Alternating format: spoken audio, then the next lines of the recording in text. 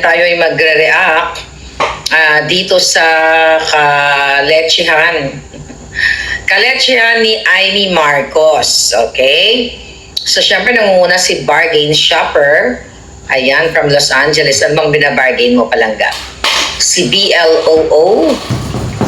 Masyadong talagang kasamaan nila, pati si Daysara, ipa-ICC nila, sabi ni Sharlina HSU. Alright. Marami tayong pag-uusapan kasi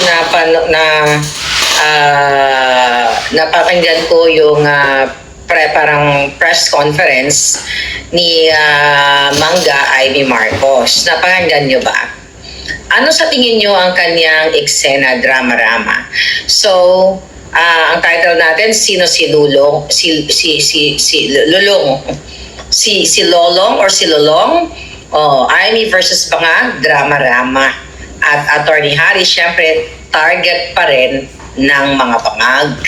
Okay, mga kababayan, so, nagkaroon nga ng press conference si Amy Marcos, si Mangga, kung saan ay isiniwalat niya ang not-release sinawalat yung parang assessment niya, hindi pa kasi resolution dahil according to her ay hindi pa tapos yung hearing diyan sa Hi Ma'am Parvina in Japan, how are you? Hindi pa tapos yung hearing dito sa Foreign Relations Committee na kung saan ay pinatawag niya nga yung mga kasabwat ng mga bangag. Okay, bakit ko sinasabi na ito ngayong araw na patunayan ko talaga na hindi dapat talaga iboto si Amy Marcos. Kasi una, nagdrama-drama siya, di ba? Nag-post siya sa kanyang social media ng picture na kung saan nakalagay doon, lulong. Pero actually yan ba? Kasi L-U-L-O-N-G. Okay, ang sabi niya doon, lulong, lolong, buhaya yun, di ba? Sino si Lolong? So, ineri nga natin yun. I mean, ni-share natin yun, mga kababayan. Tignan lang natin, no? Ano ba ang sabi niya exactly? So, in-echo natin yan. At habang naghahanap ako, pwede ba paki-like and subscribe din naman ang ating YouTube channel, ano? Boljakan TV para everybody's happy. Okay, doke. So, tignan ko lang yung lulong niya. Ang dami na nga niya sinabi mga lulong-lulong doon eh. Sino si Lulong? Alright. So, ngayon, sabi niya, galit ako kay Lolong.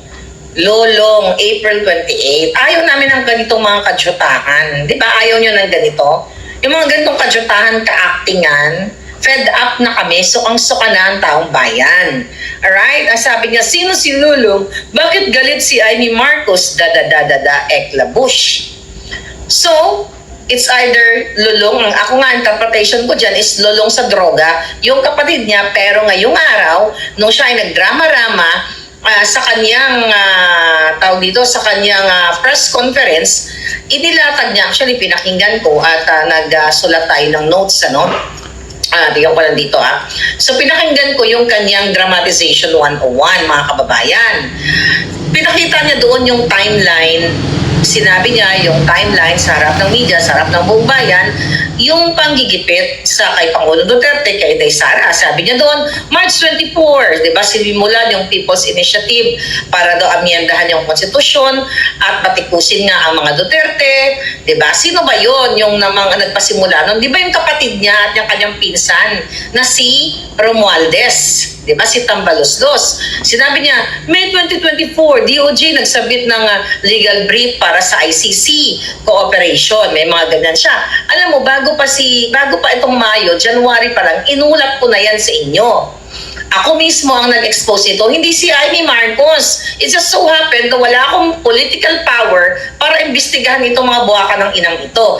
Pero mga kababayan, hindi si Amy Marcos na nag-expose sa inyo na pinapasok ng mga buwakan ng inang kapatid niya yung ICC. Diba? Sinabi niya, August 2024, nagkaroon ng Quadcom hearing versus mga Duterte nga at yung COA audit kay Inday Sara. Sabi niya, October 24, yung ICC prosecutors pumasok sa ating bayan. Lahat yun sinabi ko, may supporting documents pa yan, pati mga passport. Diba? Although hindi ko naman pinakita yung passport, yung mga business cards, pinakita ko yan sa inyo mga kababayan. Nung sabi niya, ano daw, yung una, yung sinabi ng kapatid niya na hindi manghihimasok, ay hindi niya papayagan, yung ICC, tapos tila noong November 2024, ay nagbago na naman ang tono ng kanyang kapatid, and then nga yung impeachment ni Inday, di ba? In-impeach sila dyan sa Congress na yan. Inilatag niya yung mga ginawa ng pamilya niyang mga lulong o mga lulong sa pulburon at mga lolong o mga buhaya. Although sinasabi niya, okay, eto lang gusto ko lang linawin sa inyo kasi hindi kayo tanga eh. Ayoko na muli kayong magpabudol pa. Ako hindi na ako muli magpabudol sa mga Marcos. Never again. Sabi ko nga kahit na si Inday ay nagpo-promote sa kanya, but you have to read between the line at tignan nyo yung mga strategiya na ginagamit.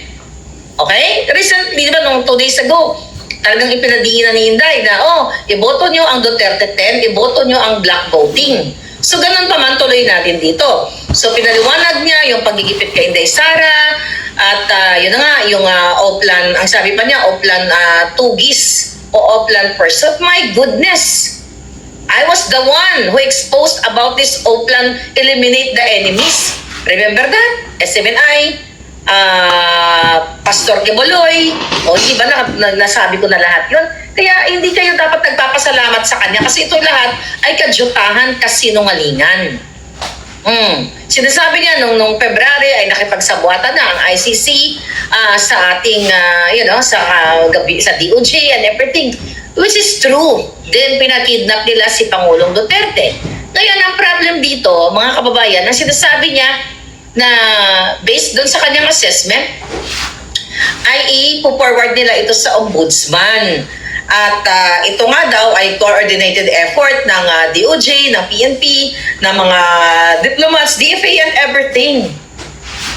Tamay na.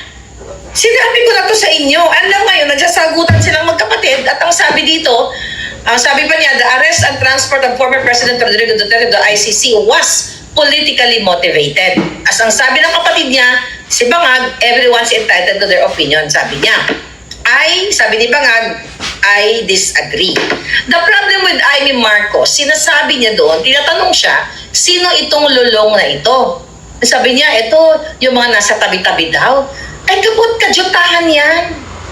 Sino ba ang presidente, mga kababayan? Di ba yung kapatid niya? Di ba yung pag-aresto kay Pangulong Duterte, hindi na, alam natin na group effort, inamin mismo yan, ni DILG Secretary na crush ni Lisa Tanas, nagbiga-biga ang kipay ni Lisa Tanas, dyan kay, who's that, sa isang Remulla, kay John Vic Remulla. Sinasabi niya doon, sa isang oras ko pinakinggan yun, nakatulog nga ako, diba? Kahit papaano, natulog ako sa nganga bells niya. Pero pinapakinggan ko, iniintindi ko kung ano yung mga dramatization na sabi ko, pangangalanan niya ba na si Lolong? Ganyan-ganyan. Tapos sinabi niya doon na, ayun na nga, paulit-ulit na lang yan na yung ginawa kay Pangulong Duterte, ang pag-aresto sa pamamagitan nga daw ng ICC is politically motivated, pag-impeach kay Sara, politically motivated, yung mga ginagawa sa kay mga Duterte, it's, like the Oplan Tugis, ang Oplan Horos, na ngayon ay ang Oplan Horos na yan, idinideny ng mga jutang sininabat, alam naman natin na i-deny nila yan at kinasuhan nila yung Manila Times kesyo hindi daw perma di dalipe yun. So lahat yung kadyutahan na yan, i-deny ng mga bangag, harap-harapan na yung ebidensya, i-deny nila, hindi nga sila nahiya na pinakidnap ang Pangulong Duterte, di ba? So ang problema sa'yo ay okay, hindi tanga ang Pilipino. Alam namin na inimpeach si Sara, alam na ng taong bayan bago ka magngak-ngak na ito ay politically or bangag motivated.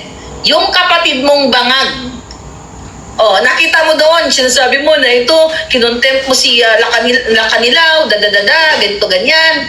Ngayon, at paulit-ulit mong sinasabi na naniniwala ka na ito yung politically motivated at alam na ng taong bayan yan na ang daming violate, hindi lang yung mga cabinet secretaries, di ba? At may mga cabinet secretaries, di ba nga? At ngayon, sinasabi mo, meron ngayon na, sabi niya, may diversion strategy daw. Ngayon, ang gobyerno. Sino ba ang gobyerno? Di ba kapatid mo? Diversion strategy, which is yung sinasabi ng mga bangag na yung issue sa West Philippines Sea at saka yung China trolls na pinapakalat ng mga hunghang. So, alam na natin yan, lahat-lahat ang pagka-aresto kay Pangulong Duterte, ang pagtugis not only sa mga Duterte, kundi pati mismo sa aming mga kritiko, sa mga antay-bangag, at sa mga ordinaryong citizen. Marami kang pwedeng dapat gawin, Amy, pero tinanong ka kung sino si Lolong o si Lolong. Ang sabi mo, tama ba mga kababayan, ang pagsabi niya ay yung mga nakapaligid daw sa kapatid niya. Hindi ganoon, 'di ba? Hindi ganoon ang tamang sagot kung talagang ikaw ay concerned sa bayan. Ngayon, ang sinasabi mo na itong ICC, nagsabuatan ng Pilipinas, alam naman namin na lahat, kitang-kita na namin yan. Even before ka mag-open nitong iyong investigation dyan, okay, na wala ka namang, although syempre alam naman natin na ang trabaho mo ay mag-imbestiga in aid of freaking legislation, kadyotang legislation, tapos i-forward nyo sa ombudsman. Diba? Pero ano bang ginawa mo? Diba yun din ang ginawa mo nung when was that? Yung January? Yeah, yung January, last year, 2024, nung inimbestigahan mo ang bribery involvement ng iyong kapatid. Alright? Yes, Vancouver, meron pala tayong announcement, ano? Thank you, Ga. Yung mga Pulangaw, sinisisi ang maisog sa tragedy sa Vancouver para bang maisog driver ang nanagasa sa mga inosenteng biktima. Nandoon ang akbayad na may banner ni Benhur Abalos. Ang maisog ni isang Duterte material, wala. Ayun na nga, meron kayo. Kasi may naulat ako na sinisisi daw ng mga Jotang Genemes na mga surot na taga-suporta ni Bangag itong ating maisog Vancouver doon sa trahedya na naganap dito sa Vancouver nga. So hindi po yan totoo mga kababayan. Hindi yan totoo. Alright? So yan ay kasinungalingan. Wala pong banner ang maisog dahil yun ay Lapu-Lapu Day. Walang political doon. Sa halip yung ang Benhur Abalos nga na pinoromote ng mga makakaliwang grupo. Yun ngayon ang tinitwist ngayon ng Bangag Administration, mga kababayan, ang pagbibintang dyan sa Canada. At least malinaw tayo dyan, Ga, na itong ginagawa talaga nila ay pagtitwist para may isisi o may pag-usapan silang iba. Okay? Hindi tayo aalis sa usapan dito kay Amy Marcos sa kanyang mga drama-drama, di ba, na sinasabi niya na yung doon sa kanyang sa kanyang press con na maraming cover up o mga ganyan, itinago daw ng gobyerno sa publiko yung proseso ng pag-aresto kay Pangulong Duterte, suppression of truth, chuba-chuchu.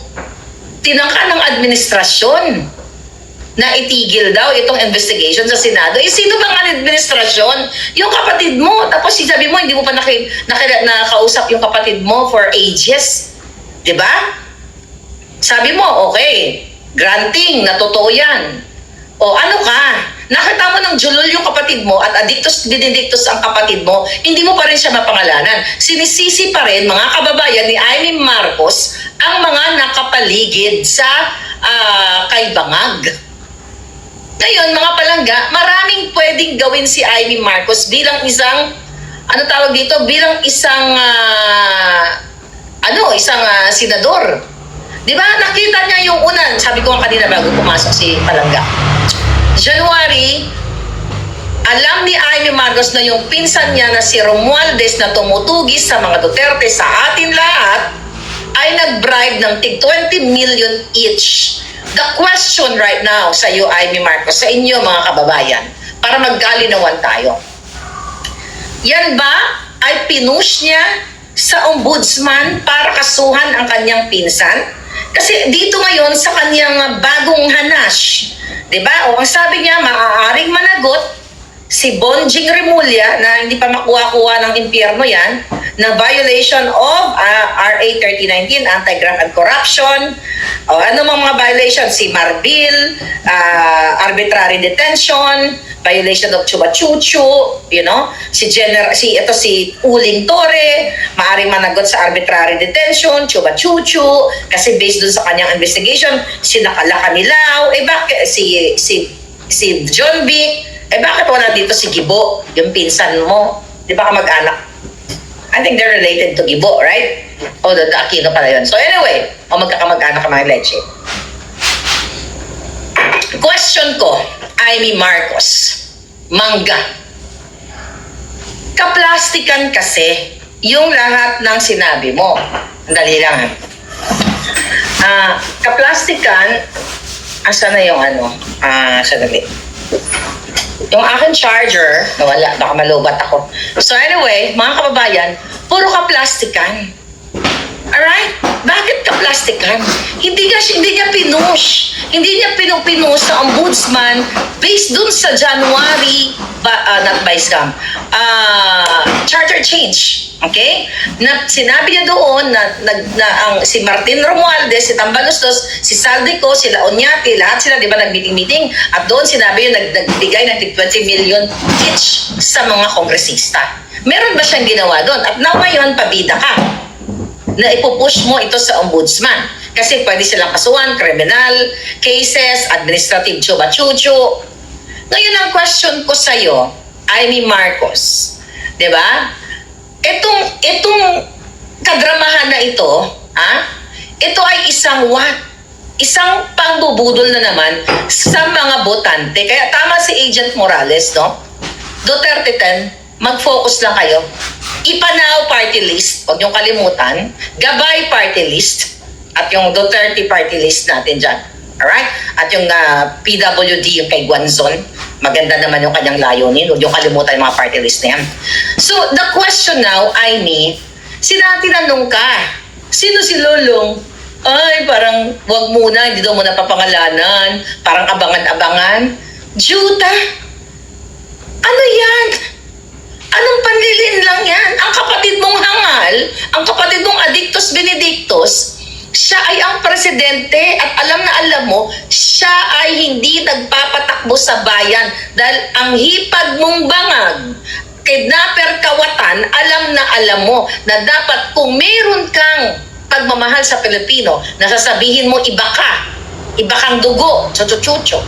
Hindi ba dapat ikaw mismo ang maglakad ng impeachment sa kapatid mo kasi betrayal of public trust? Kasama sa mga bribery issue dito. Bakit wala kang ginagawa? Tapos sasabihin mo, yung kapatid mo, napapaligiran ng demonyo. Matagal mo nang sinasabi yan last year, ay naku, yung kapatid ko napaligiran na ng demonyo. Puro ganon-ganon ka lang. Sino ba ang sinusunod ng mga cabinet secretaries na? Oops! Planning for travel?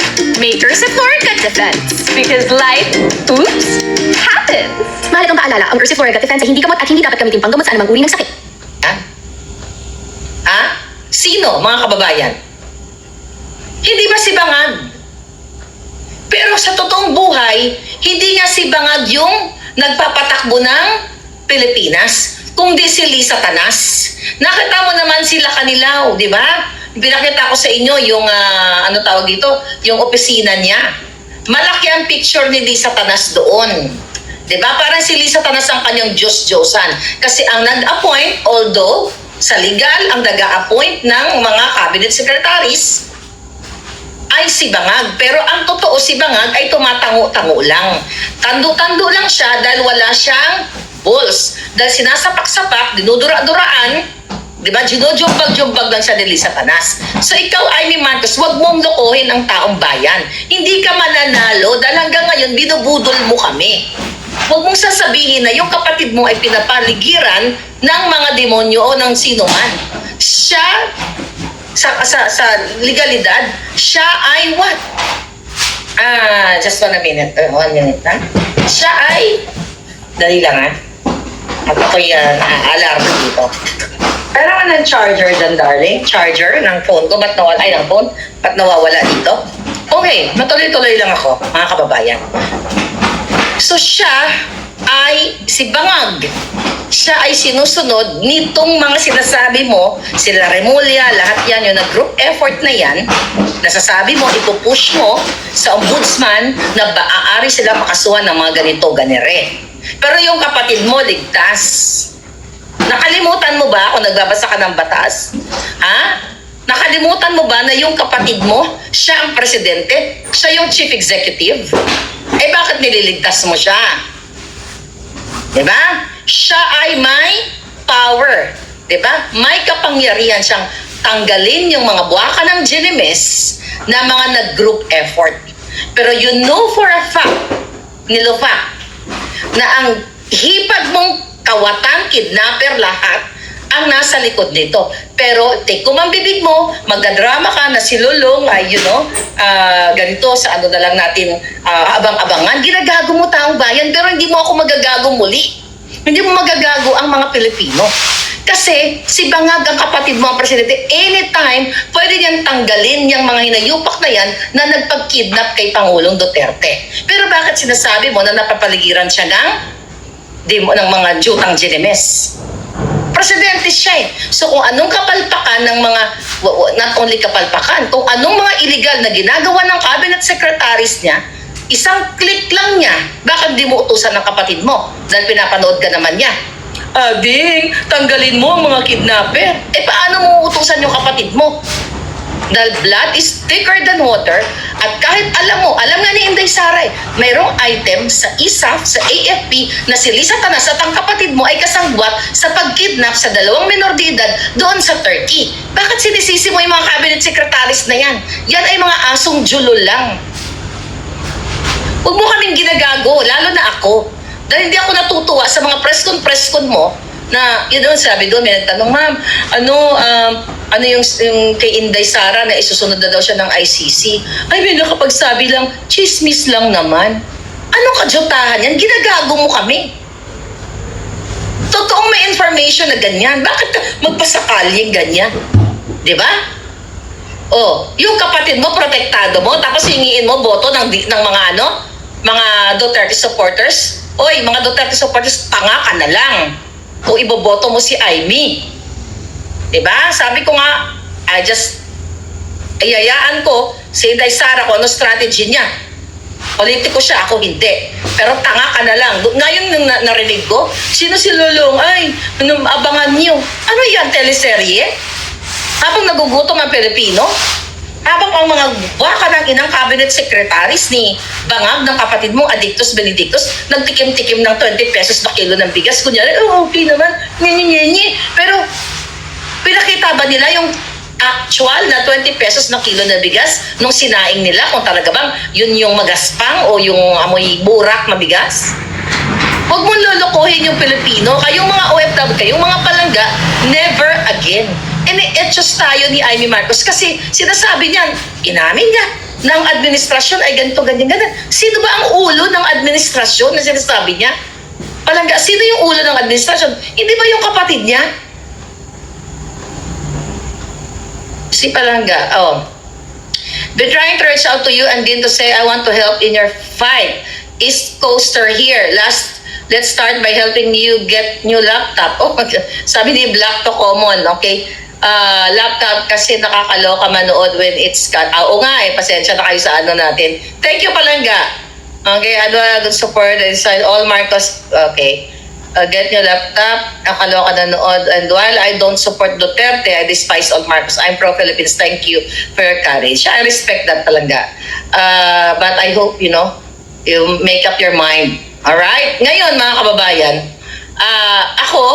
ang sinasabi ko dito sa inyo, mga kababayan, yung ginagawa ni Amy Marcos na mga panglilin lang sa inyo, okay? Mga panlilin lang, hindi kayo dapat nagpapaniwala.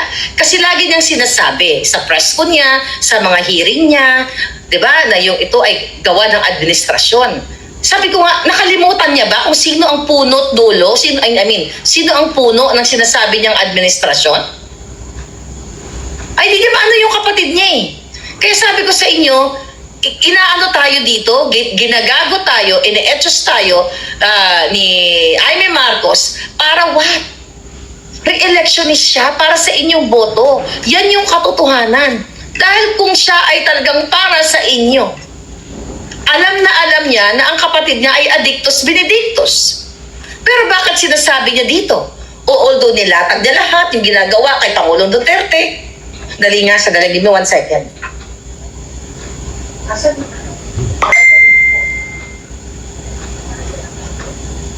Charger na laptop. Mawawala. Natin mo nga. Please lang. Sige, sorry pa lang for the interruption. Okay? Kanina full charge siya, may problema na talaga i-touch. But anyway, yun na nga, mabalik tayo dito sa kwento natin, mga kababayan. So, ulit-ulitin ko na yung mga cabinet secretaries niya, ni Bangag. Isang click lang yan kapag gumawa ng katarantaduhan. Pero syempre, hindi makausap-kausap ni Amy Marcos na yung kapatid niya ay ganito, ganire. Dahil sabi ko nga, blood is still thicker than water. Okay? So ngayon, palanggiging, yan ang gusto niyang hanash sa inyo. Kunin ang boto ninyo, pero paglalaruan kayo na kunwari, concerned siya sa mga Duterte, okay? Pero ang totoo, yung kapatid niya, pinagtatakpan niya. Hindi nga niya masabi ng kapatid niya mag-drug test eh. Narinig niyo ba? Na in-encourage niya na ang kapatid niya mag-pulburon test? Wala, di ba? Kahit alam niya na yung kapatid niya ay, kapatid niya ay ang kapatid niya ay bangag. Pwede niyang kasuhan, sabi ko nga kanina sa inyo, mag-i-impeach yung kapatid niya. Dahil sa ginagawa at alam na alam niya, the fact na sinabi yun na napaligiran ng judgment yung kanyang kapatid. Ibig sabihin, hindi nagpa-function ng tama ang utak ni Bangag dahil sunog na sa kasisinghot. Kitang-kita nyo naman. Pero anong sabi niya? Napaligiran ni Lolong. Sabihin na lang daw niya kung sino si Lolong. Isang malaking panggagancho niyan. Sabi ko nga, make up your mind. Kailangan yung huwag magpabudol muli. Huwag kayong magpabudol muli. Ako, ito ay not opinion. This is my stand bilang hindi nakikinabang sa lahat ng mga politiko. Sa nakakasunod sa akin, alam nyo yan. Even the Duterte administration ay binolja ko noong nakaraan. Di ba? Dahil ako ay hindi ko kailangan mag-PR-PR kay Amy. Sinuportahan ko na sila eh. Sinuportahan ko na yung mga buwaka ng inang mga Marcos na mga kawatan na yan. Diba? Yung nakita natin na panggigipit sa akin, panggigipit sa'yo, panggigipit sa mga kritiko, diba? Kasalanan niya ni Bangag. Siya yung commander-in-chief. Isang control niya lang sa PNP, AFP kay Marbil. Tignan mo si Marbil. Yung PNP, anong sinabi? Okay lang na magsingot ang mga pulis ng pulburon kasi to extend hours. Tangay na kung ako presidente. Gurgur na yan. Tanggal na yan sa serbisyo. You know what I mean? Bakit nandiyan pa? Kasi magkakasabwat sila. Dahil si Lisa Tanas, si Bangag, sinusuportahan nila ang mga smuggler ng pulburon. Nakita niyo yung Alitagtag? Ano ang update sa Alitagtag? Nasaan na yung driver? Baka, binibigyan na ng special treatment and everything. Si Bangag ang may authority. Kaya hindi pwedeng sisihin ni Amy Marcos, Amy, huwag mo kaming bulahin. Dahil alam ko, gustong-gusto mong maging, maboto ka uli at ikaw ay magiging talunan ka na, then wala ka nang babalikan sa Ilocos. Iba mong kamag-anak doon ay ginigipit mo rin. Di ba recently, yung Michael Kion, ginipit nila doon ah. And anyway, ko na yon, baka maligaw ako ng landas ng topic. So, ka na kasi desperado. Pero gusto ko yung nakikinig sa akin, hindi po totoo ang sinasabi ni Amy Marcos na napapaligiran ng demonyo yung kapatid niya. Dahil yung kapatid niya mismo at ang sister-in-law niyang kidnapper, kawatan lahat, silang mag-asawa ay demonyo. Sila ang may kontrol ng Pilipinas kung bakit nagka-leche-leche ang buhay niyo ngayon. Sila ang may akda ng 20 pesos per kilo na bigas na manok lang ang makakain. Nagdrama-drama sila, nakakain nila yung bigas pero hindi pinakita sa inyo yung actual na pagsaing ng bigas, kung ito ba ay may bato-bato, durog-durog or whatsoever. Kunyari nagkain-kain lang sila, okay naman yung bigas. Ginagago kayo. Diba? Sinungaling itong magkakapatid, itong pamilyang ito. Kaya hindi na tayo magpapabudol muli. Ang pagbayad sa pagpasok ng ICC, ng DOJ, ni Tambaloslos, ni silang lahat. Hindi po yan, mga kababayan, makakapasok kung walang go signal ni Bangag. Pero dahil si Bangag ay addictus benedictus at siya ay laging tuliro, lagi siyang dugo, tulo, ganito lahat, si Lisa Tanas ang nagbamando niyan. Kaya huwag mo kaming etyosin. I mean, never again. Huwag ka drama-drama. Nakita mo, sumasama ka kay Inday Sara sa kanyang mga campaign sortie.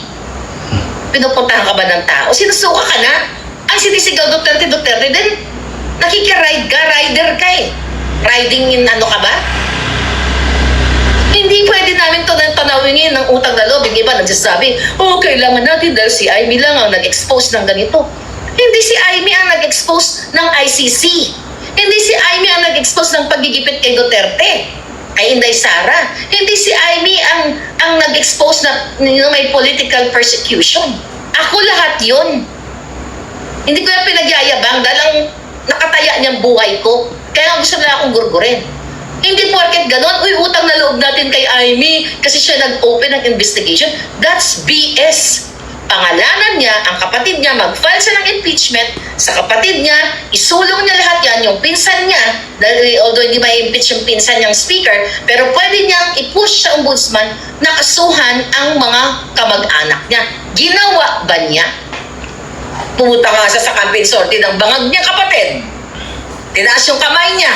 Nung alam niyang binabasura na nakita nila.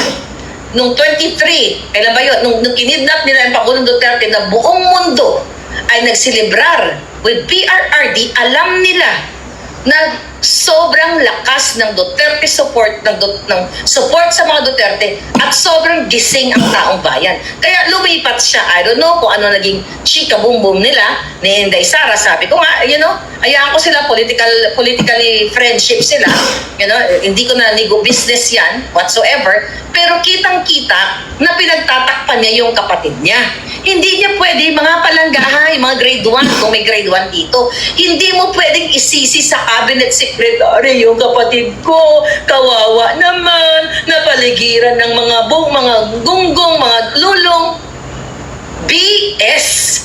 Sinungaling. Ang kapatid mo ang nag-uutos ng lahat at ang sister-in-law mong kawatan, kidnapper, and everything.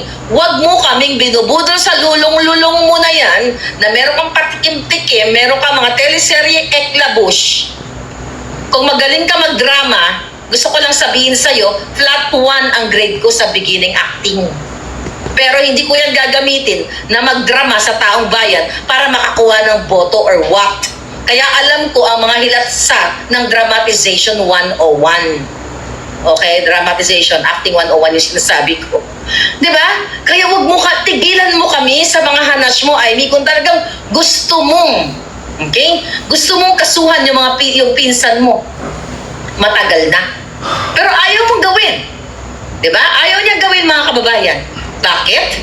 Sabi ko nga, dugo niya yan eh.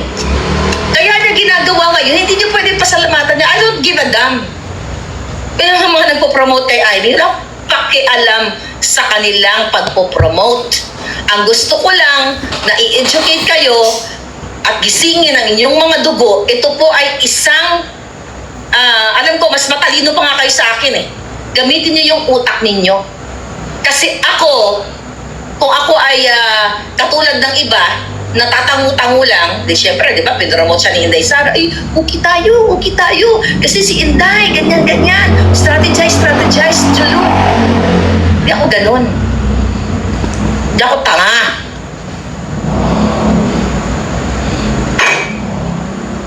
Bakit sige nga? Never niyang sinisisi yung kapatid niya. Ang sinisisi niya yung mga nakapaligid. Sino ba presidente? Yung nakapaligid? Sino ba ay may power? Yung nakapaligid? Eh di yung kapatid mo uto-uto, the more na dapat matanggal siya, the more na dapat manawagan ka na siya ay mag-resign. Dahil hindi siya karapat dapat maging presidente dahil napakahina niya, weak naman talaga siya. Dahil napapaligiran siya ng mga judgment, hindi niya kayang magdesisyon as a president, as a commander-in-chief. Right? Sino pinagluloko mo? Huwag niyong iboto yan. Ginagamit niya si Inday. Gamitan lang, I will not vote for her, sabi ni Barbarian Mihos, right? So ngayon, nakikita nyo, kaya, tas bibitin-bitinin niya pa yung lulong-lulong na yan. Si Lulong na yan. Si Marcos Bangag, mga kababayan, ang decision maker. Kumbaga, siya yung tatay ng mga bangag.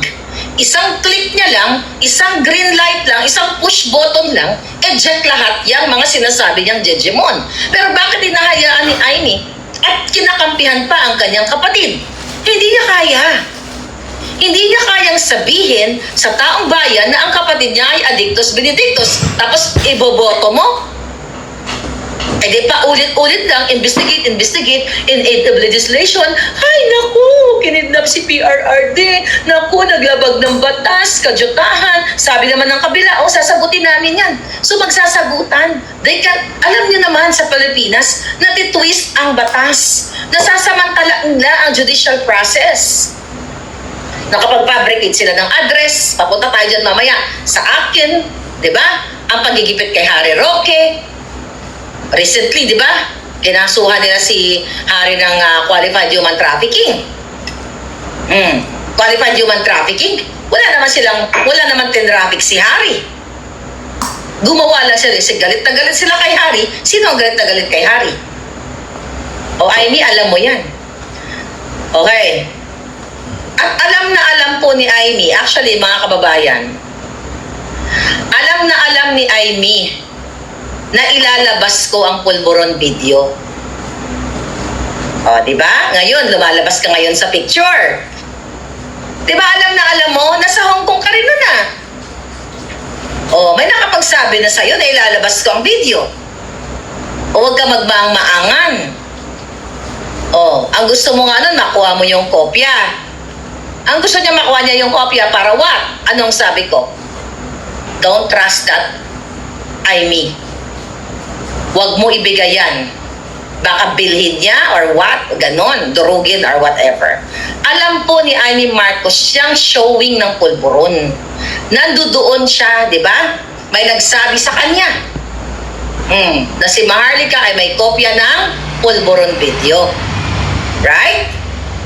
Pero ngayon, ano ginagawa mo?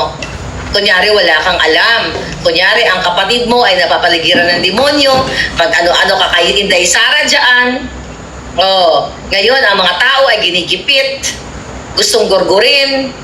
Kaya mo lang yan si Spokes Harry Roque. Wala kang ang komentaryo dyan, di ba? Imagine mo lahat na lang papailan ng kaso. Anong sabi nila? Dahil bakit papailan ng kaso si Harry? Bakit sa papailan? Kasi nga siya yung pinagbibintangan. Okay? Na nagpakalat ng pulburon. Bakit siya? Kung hindi, ito ngayon. Kaya nga sabi ni Harry, mag-file kayo ng kaso dito sa Amerika laban kay Maharlika si Bangag Jr. ng defamation case up to this, for the record.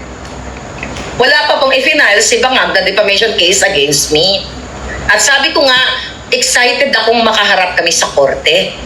Kasi, doon ko ma-present ang authentication ng video. Wala pa rin, puro yapang lang. Puro pananakot lang. Diba? Puro pananakot lang ginagawa nila. Ito si Harry, bakit ito si Atty. Harry Roque? Ayaw nilang tigilan si Harry. Human trafficking daw. Wala naman tinraffic. Isilisa tanas, kidnapping ang ginawa. Tapos walang ginagawa yung DOJ. Kasi nga, gigil na gigil sa atin, sa ating mga nagpapahayag ng katotohanan.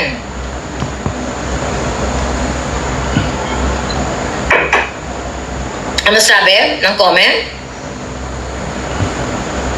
Sabi niya, magaling na artista si Aimee. Nag-assistant din siya. No, hindi siya magaling na artista.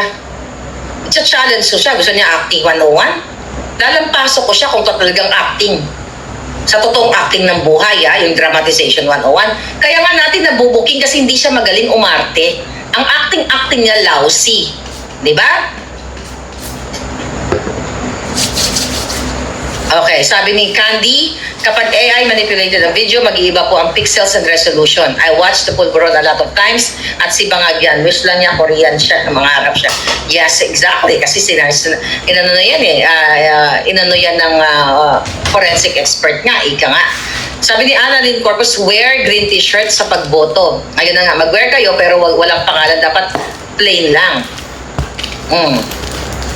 Ano sabi? Ano palangga? Emotion? Ang pinaiiral na natin kay Aimee? No. Utak.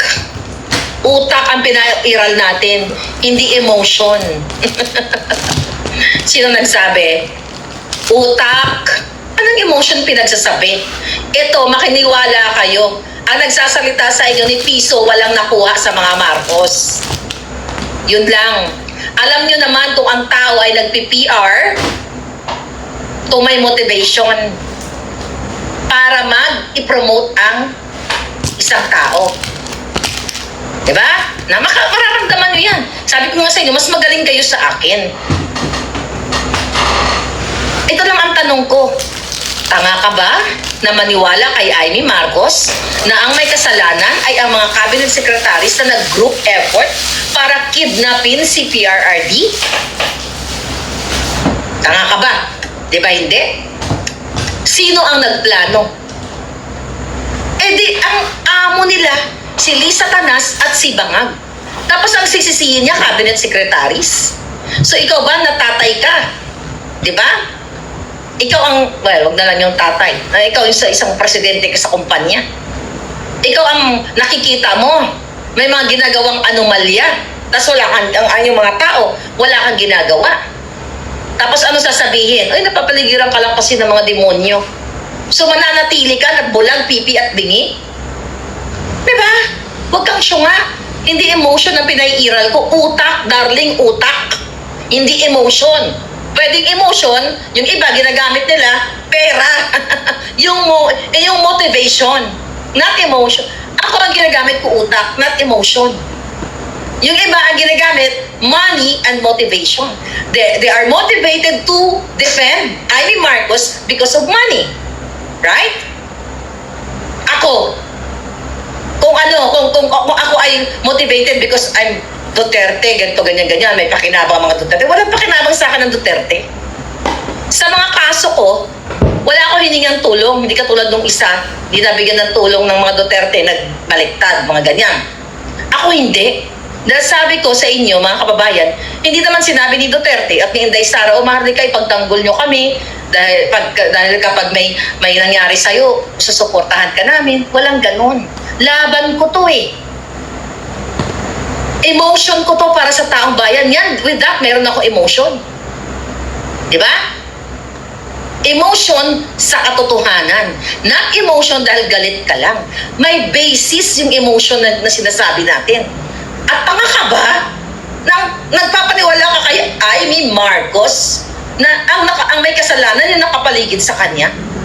Kahit saan ka, kahit sa ospital ka nagtatrabaho, sa isang komunidad, maliit sa isang tindahan or whatever, yung head, okay, yung presidente, yung CEO, di ba? Siya ang may power. Kapag ang mga tao niya ay nagbabangag, ay bangag din yung CEO. You know? And ang natatanga, no? Kaya ako kinakampin ko na wag iboto si Aimee Marcos. I-shoot nyo sa inodoro kasama yung mga pulawan na yan. Kasi kung totoo siya, matagal na. Kung totoo siya para sa Pilipino, matagal na. Dahil sinabi mismo sa akin. Hindi ko lang mapangalanan yung tao dahil di naman ako, yung taong yun, you know, ay nagbigay ng impormasyon. Pero sinasabi sa akin, maniwala kayo, sinabi ko yan, January. Kaya nga hindi ko siya binabanatan ng bonggang-bongga. Sabi ko, sige, bigyan natin ng chance. Ito bago pa December pa lang yun. Magsasalita daw si Aimee, nasasabi niya yung kapatid niya, addictos. Saan paasa sila?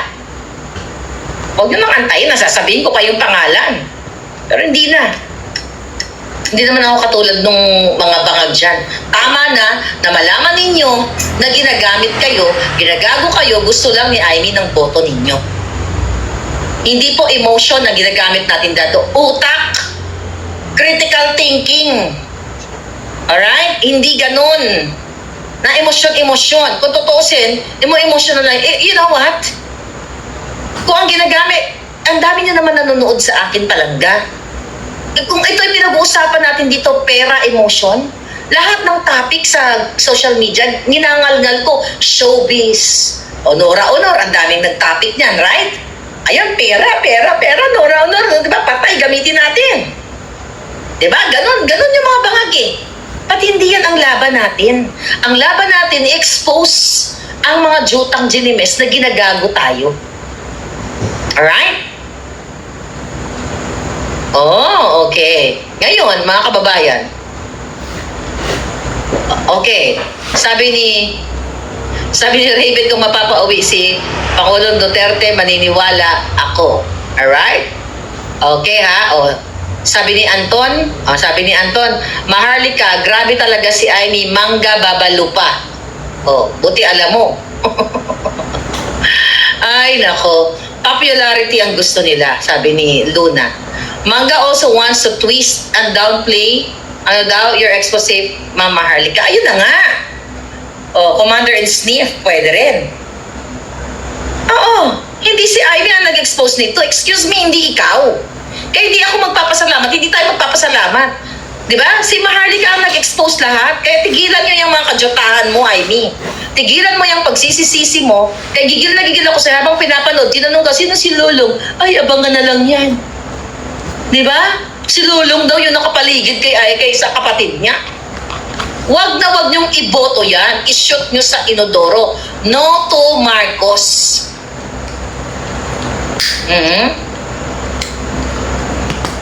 Ano? Sabi ni Jamel, nagko-comment yung galit din kay Amy ay mga tilawan at raya mo sila. Kasi nga si Amy, ay ito mga Amy kalaban mo. Galit sa'yo yung mga bangag. Diba? Kasi ayaw mo maglaro. Ayaw mo magsabi ng tama. Naglalaro ka kasi, namamangka ka sa dalawang ilog. Nakita mo kasi kung paano kadami ang supporters ng mga Duterte. Ako nakita yan ng dalawang mata ko.